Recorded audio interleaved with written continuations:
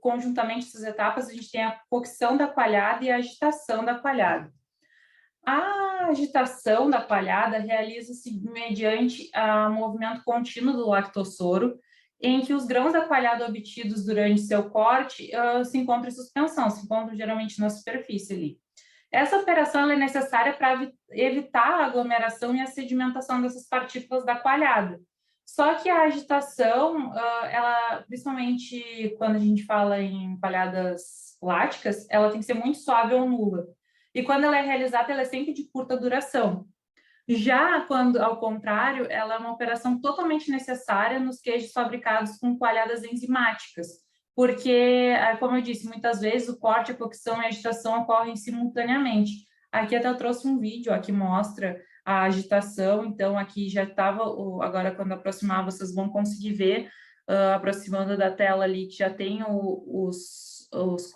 coalhada cortada ali, a agitação. Então, como eu disse, ele está acontecendo concomitantemente, então, a cocção, o corte já ocorreu e a agitação da coalhada. A cocção consiste no tratamento térmico quando se aplica as porções de coalhada obtidas durante o corte. Então, a temperatura afeta profundamente a expulsão do soro, sendo que ela é mais intensa quando se eleva a temperatura, pois favorece formações de ligações intermicelares, como a gente tinha dito anteriormente, como consequência da retração do coágulo.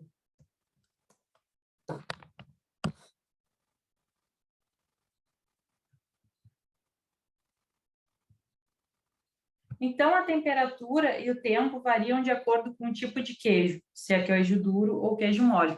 O aumento da temperatura, então, que está direcionado com o tipo de queijo que a gente quer obter, variando desde coalhadas que não tem nenhum aumento de temperatura, que é o caso dos queijos moles, até chegar, inclusive, a temperaturas de 55 a 60 graus no queijo muito duro. É muito importante que ocorra uma homogeneidade da temperatura em toda a cuba, porque assim a gente consegue uma agitação das partículas da coalhada, a questão da liberação do soro, e para não ter nenhum tipo de problema no processo. Então, em queijos de coalhada enzimática, como eu disse, muitas vezes socorre tudo concomitante, como aquele exemplo do vídeo que eu mostrei. Agora, falando então do dessoramento, moldagem e prensagem, o dessoramento é a separação do soro através de drenagem. Então, as partículas da coalhada começam a expulsar o soro já no momento do corte, e aí, consequentemente, ocorre a separação do lactossoro que não ficou retido, então, por drenagem. A intensidade do dessoramento, claro, depende do tipo de queijo. Os grãos de coalhada, eles se unem com maior ou maior firmeza, dependendo diretamente, então, do grau de cocção e de acidez. Já a moldagem é a compactação da massa, é unir os grãos e eliminar o soro. A moldagem, então, consiste em introduzir a coalhada em moldes adequados para dar a forma típica de cada variedade. Esses moldes são providos de pequenos orifícios por onde drena parte do soro ainda retido, e dependendo do tipo de queijo, a gente pode submeter ainda uma prensagem depois, mais ou menos intensa. Então, aqui eu tenho primeiro fotos da produção, digamos assim, mais artesanal, em menor escala, essa questão ali na primeira foto, do dessoramento com tecidos voais para separar o soro. Aí depois a gente tem a questão da moldagem ali, tanto na caixa quanto para fazer, por exemplo, aqueles queijos em formas enlaçadas. Ali no lado direito, a gente tem uma máquina para produção de queijos em formatos de bolinhas, uma máquina já para aplicação industrial, para elaboração de queijos em formatos de bola. E aí depois, junto a isso, essa questão de moldagem, a gente também tem uma etapa chamada de filagem. Aqui até eu trouxe um vídeo que mostra o queijo mussarela, principalmente, ele é um principal exemplo do queijo que sofre essa etapa de filagem ali, que é a etapa de filagem consiste, então, em deixar a massa, em sovar a massa do queijo, para que ela ganhe uma textura alongada, lembrando fibras, que nem a gente vê ali nas imagens. Então, após a retirada do soro, a gente deixa essa massa se compactar, corta em fatias pequenas e deixa em repouso para baixar o pH. O pH ideal da massa é em torno de 5,2. Aí, depois essa massa cortada, a gente coloca ela em água a 80 graus Celsius, e aí sova ali, que nem a gente viu a água em 80 graus Celsius, salga, e aí sim começa a sovar até que ela se torne elástica, então, e tem essa característica do queijo, principalmente quando a gente consome o queijo mussarela derretido, que ele tem essa textura assim alongada, lembrando fibras. Aqui tem um exemplo, então, de moldagem, juntamente de dessoramento e prensagem. E aqui eu trouxe outro vídeo, que aqui a gente consegue ver, então, principalmente falando dessa etapa de prensagem, que é a retirada do soro, completar a expulsão do soro e conferir o formato, então aqueles ali pode ver pequenos orifícios para terminar de expulsar esse soro, e aqui sim dá uma estrutura homogênea para os grãos para unir os grãos da massa.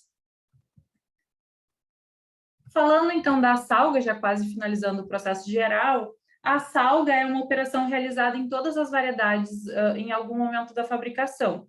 A finalidade é potencializar o sabor, inibir o crescimento de bactérias indesejáveis e potencializar o crescimento das desejáveis, favorecendo mudanças físico-químicas da coalhada. A quantidade de sal passa ao queijo, a quantidade de sal que passa para o queijo, ela é dependente, então, do tamanho, da concentração da salmoura, do tempo e da temperatura de exposição. Em qualquer caso, o sal vai se difundir lentamente dentro do queijo até alcançar um equilíbrio. Então, aqui eu trouxe os exemplos dos tipos de salga. Aqui nessa foto de baixo, o primeiro exemplo de salga seca é quando a gente coloca sal grosso na superfície ali do queijo, e aí a gente vai fazendo, então, uma salga a partir da superfície para até, né, a partir... Quando a gente aplica essa salga na superfície, a gente vai obtendo equilíbrio aos poucos, vai modificando ali, trocando de posição depois o queijo, invertendo a superfície. Depois, outro exemplo de salga seca, que é esse vídeo aqui de cima, é a adição, então, na forma de sal em pó, né? E aí a agitação para a uniformização, ali, a distribuição uniforme na massa, que é, então, outro exemplo de salga seca. E aqui embaixo, o outro exemplo é a aplicação de salmoura. A salmoura, em processos artesanais ou em pequena escala, ela é feita, né, naqueles recipientes que vai manualmente se virando os queijos, deixando ali ele em contato com a salmoura, mas industrialmente, que nem eu trouxe nesse vídeo aqui, hoje em dia já existem equipamentos, ó, que tu coloca os queijos nas prateleiras, né, como uma torre cheia de queijos, e imerge, então, nos tanques de salmoura, que aí a gente consegue, então, deixar ali pelo tempo desejado, o processo é todo automatizado, ali ó, ele está emergindo os queijos na salmoura. Depois eles são retirados, tanto para colocar quanto para retirar, eles são colocados em esteiras, né, para preencher aqui a estante para depois imergir, ou depois para tirar, eles são colocados em esteiras até para retirar o excesso de salmoura restante. Então, um processo todo automatizado, como a gente tinha visto ali na foto anterior, artesanalmente, geralmente é uns tanques também, só que daí as pessoas vão fazendo, né, trocando a posição do queijo ali para no tempo determinado para a característica desejada do queijo em relação ao sabor. Em relação à maturação, a maturação varia com o tipo de queijo. Mudanças físicas e químicas geram substâncias, ocorrem mudanças físicas e químicas que geram substâncias responsáveis pelo sabor, aroma e texturas característicos. Então, assim, ao longo da maturação, vão se acumulando em graus diversos numerosas substâncias que contribuem para as características sensoriais, principalmente sabor e aroma. Essas substâncias são peptídeos, aminoácidos livres, aminas, cetonas, aldeídos, ácidos graxos livres, que aí acaba que com transformações que ocorrem pelos compostos majoritários do leite, a lactose, as proteínas, isso, quando a gente fala de proteínas, especialmente as caseínas e os lipídios, sobretudo os triglicerídeos, essas transformações que são catalisadas por enzimas, elas conferem, então, essas características sensoriais que ocorrem durante o período de maturação. Então, é a transformação dos componentes majoritários, como eu falei, E então se estabelecem múltiplos equilíbrios que entrecruzam-se numerosas rotas de degradação e síntese. Aqui entra aquela parte de bioquímica das rotas de glicólise, proteólise e lipólise, que ocorrem sucessivamente durante a maturação para obter as características desejadas. Por isso, a composição de um queijo ao longo do processo de maturação sofre essas mudanças consideráveis. É importante ressaltar que a maturação ela tem que ser realizada em uma câmara com temperatura controlada de 2 a 16 graus Celsius e umidade relativa controlada. E aí, claro, dependendo do tipo de queijo que a gente quer obter, a maturação pode se dar de 1 a 48 meses. O desenvolvimento de fungos ou bactérias na superfície pode também ser desejável, pode ocorrer conforme se a gente quer obter, por exemplo, queijos com fungos na superfície, camembert, brie, por bactérias, Port Salut e Limburger. Então, aí tem que ficar claro que, como eu disse, a maturação são reações bioquímicas durante a maturação, reações bioquímicas que vão ocorrendo e vão conferindo essas características sensoriais. A principal delas é a proteólise, que tem como substrato as proteínas, então as proteínas elas sofrem essa lise, por isso que é proteólise, é a quebra, em peptídeos, as proteínas são quebradas em peptídeos e aminoácidos livres, conferindo textura e sabor. A proteólise é o principal evento bioquímico que confere características na maturação, durante a maturação dos queijos. Depois a glicólise, onde a lactose, né, o açúcar, é quebrado em cetonas, ácido lático e aldeído para conferir acidez e aroma. E a lipólise, onde os lipídios são convertidos em ácidos graxos livres e ésteres, que também conferem características de sabor e aroma. Então, essas são as reações que são responsáveis, tudo que ocorre dentro da maturação, que a gente acha que é só deixar o queijo lá estocado, e é isso que ocorre por trás, não acontece sozinho, são várias reações bioquímicas sucessivas que dão as características que a gente deseja. Como finalizamos o processo geral, aqui eu trago a questão das embalagens, principalmente tentei trazer a questão de algumas inovações em embalagens. Por exemplo, assim, aquela primeira embalagem lá de cima, premium, um queijo de cabra com alecrim, isso vem muito nesse mercado atual de embalagens, que além de procurar embalagens bioativas, biodegradáveis, biocompatíveis, mas também tem um mercado que quer embalagens robustas para atrair a questão de clientes, principalmente em produtos de alto valor agregado. Então, olha que linda aquela embalagem, ali tu vê bem direitinho o alecrim na volta do queijo. Então, esse é um produto, como o nome já diz, premium. Eu trouxe aqui os queijos em pote. Claro que o principal que a gente conhece é o requeijão, mas ali eu trouxe de novo o tipo Quark, porque tem vários que são em potinhos, né, comercializado no nosso dia a dia, assim como o triângulozinho ali da tirolesa de queijo gorgonzola, também é muito comum ver no super, numa embalagem digamos assim, laminada metálica, né, que é bem comum. Aí eu achei super interessante ali aquele queijo tipo Edam fracionado da tirolesa, porque o que acontece? O Edam normalmente é uma peça grande de queijo, e aí agora o que eles estão fazendo para possibilitar a pessoa conseguir adquirir, porque não quer adquirir a peça inteira já, até porque é um queijo, né, mais refinado, tu adquire então uma porção fracionada do queijo Edam. E ali o que eu achei fantástico nessa figura amarela ali, aquele círculo ali que tem vários triângulozinhos, porque aí o círculo remete então a uma peça inteira de queijo, mas que os triângulos, cada um é um tipo de queijo ali. A gente tem cheddar, gouda e brie, e depois cheddar, gouda e brie, repete. Então, tu adquire uma peça redonda como se fosse uma peça única de queijo, mas tu consegue consumir diferentes tipos de queijo.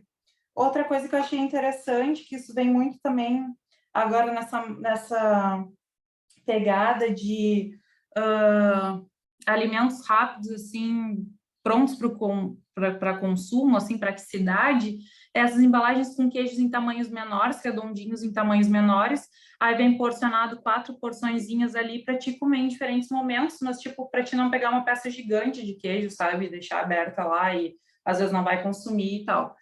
E lembrando, né, que a embalagem, como todo alimento, ela tem que ser estável frente a mudanças, principalmente de temperatura e proteger, a função da embalagem é proteger o alimento.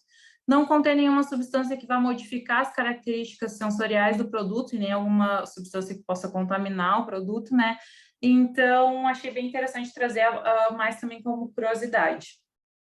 Aqui eu trouxe outro vídeo para a gente reforçar tudo que a gente viu até agora, porque são muitos conceitos, né? Então eu vou pulando aqui, mas basicamente a gente tem a produção dos queijos, ó, a gente tem queijos com oleaduras, agora a gente vai falar da classificação, mas queijos bem duros, aí depois a gente vai ver que tem exemplo dos queijos moles, até para produção de fondis, aqui, que nem eu disse, produção de fondis, queijos mais moles, queijos duros, que aí depende muito da questão do cultivo iniciador que a gente está utilizando para a produção. Aí a gente tem diferentes regiões do mundo que produzem queijo, como eu falei, a produção é datada desde antes de Cristo, né? Aqui eu achei super interessante mostrar de novo a produção industrial, ó, de dessoramento, a questão da salga, às vezes, né, se quer alguma saborização do produto, a questão, toda essa questão de agitação, de manter em tanques com temperatura. Aqui a gente já tem as peças, né, digo, peças gigantes de queijo em relação à maturação que a gente deixa nas câmaras. Aqui, novamente, ó, a etapa de avaliação, então, da remoção do soro. Aqui, mais uma vez, mostrando quando adiciona, né, o coalho, o cultivo iniciador para a formação da coalhada, essa questão de cortar ali a coalhada, o corte, para obter os coágulos tamanho desejado para formar a massa, né, que vai dar origem ao nosso queijo. Ali ele está vendo a questão da consistência do coágulo ali para, como eu disse, aí tem a questão, né, os queijos que vão para filagem, como o provolone, o mussarela. Então, bem interessante, depois se vocês quiserem ver o vídeo na íntegra, para recapitular